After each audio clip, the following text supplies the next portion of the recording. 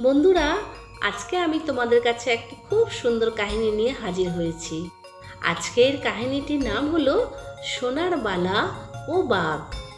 এক গভীর জঙ্গলে এক বুড়ো বাঘ থাকতো।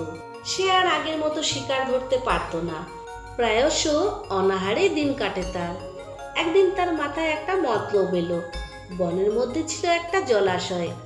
একদিন সকালবেলায় বুড়ো বাঘটা জলাশয়ের জলে চুপটি করে বসে রইল, হাতে একটা সোনার বালা। বাঘকে ওইভাবে বসে থাকতে দেখে প্রত্যেকের মনে একটা সংশয়।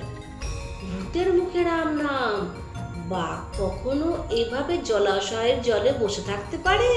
কোনো পথিক আর জলাশয়ের ধার দিয়ে যায় না, গেলেই তো সর্বনাশ।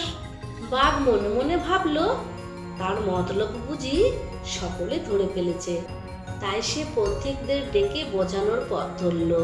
পথিকদের ডেকে ডেকে সে বলতে লাগলো, ভাই, তোমরা কেউ আমাকে অযথা ভুল বুঝো না। তোমাদের কোনো লোকসান আমি করব না। আমি বুড়ো হয়েছি। এই বয়সে আমার দাঁত নখ কিছুই নেই। কোনো মতে নিরামিষ আহার করে বেঁচে আছি। আমার কাছে যা আছে তাই দান করছি। এই দেখো না, সোনার বালাটা দান করব বলে এখানে বসে আছি। বাঘের কথায় কেউ আমলই দেয় না। বাঘের দিকে না তাকিয়েই পথিকরা জোরে হাঁটা দেয়। বাঘ বসেই থাকে। সকাল গড়িয়ে দুপুর হয়, দুপুর গড়িয়ে বিকেল। তবু কোনো পথিক জলাশয় নামা তো দূরের কথা, জলাশয়ের তীরে দাঁড়িয়ে বাঘের দিকে ফিরেও তাকায় না।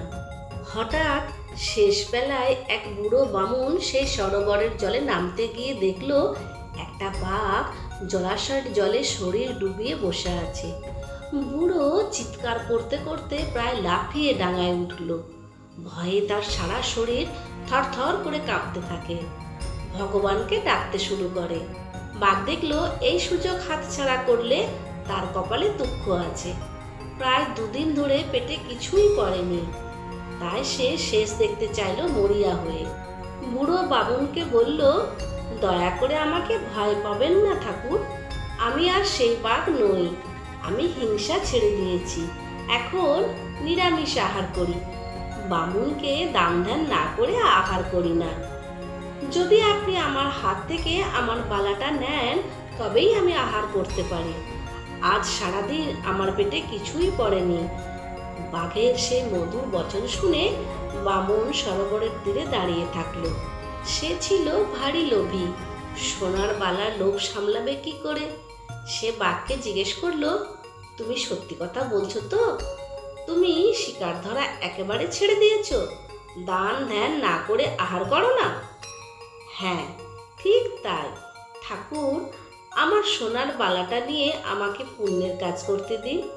সারা জীবন ধরে আমি কতই না পাপ কাজ করেছি। লোভী বামুনের চোখ দুটো চকচক করতে লাগলো। মনে মনে ভাবলো, সত্যি যদি সে সোনার বালাটা পায়, তাহলে তার কপাল ফিরে যাবে।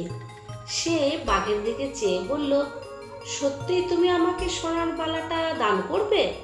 আমাকে বাঘে পেয়ে ঘাড় মোটকে মেরে ফেলবে না তো? ছি ছি ছি ঠাকুর, এমন কথা শোনাও পাপ। বাঘ বলল। বামুনের লোভ আরো বেড়ে গেল। সে জলাশয়ের দিকে পা বাড়ালো। তবে মন থেকে সংশয় যায় না কিছুতেই।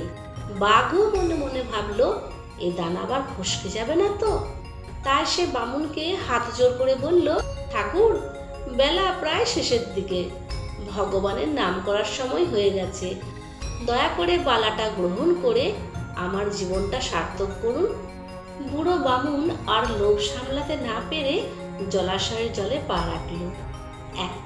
এক পা করে সে ধীরে ধীরে এগোতেও লাগলো। জলাশয় ছিল পাঁক আর কাদায় ভর্তি। বামুনের পা কাদায় আটকে যেতে লাগলো। বাঘ মনে মনে সেটাই চাইছিল। সে আর দেরি না করে লোভী বামুনের ঘাড়ে গিয়ে লাফিয়ে পড়ল। বুড়ো লোভী বামুন প্রাণপণে চিৎকার করলে কি হবে? বেলা শেষের নির্জন বনে জনমানব বলতে কেউ ছিল না যে তাকে বাঁচাবে। লোভের বশে বুড়ো বামুনকে শেষ পর্যন্ত বাঘের থাবায় প্রাণ দিতে হলো। বন্ধুরা, মনে রাখবে, অতি লোভের ফল কখনোই ভালো হয় না, তাই লোভকে সম্বরণ করতে শেখো।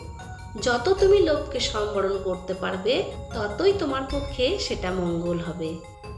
ঈশ্বরের আশীর্বাদে এবং বড়দের আশীর্বাদে তোমরা সকলে খুব ভালো থেকো, সুস্থ থেকো, আনন্দে থেকো, এই শুভকামনা নিয়ে আজকে এখানেই শেষ করছি। বাই।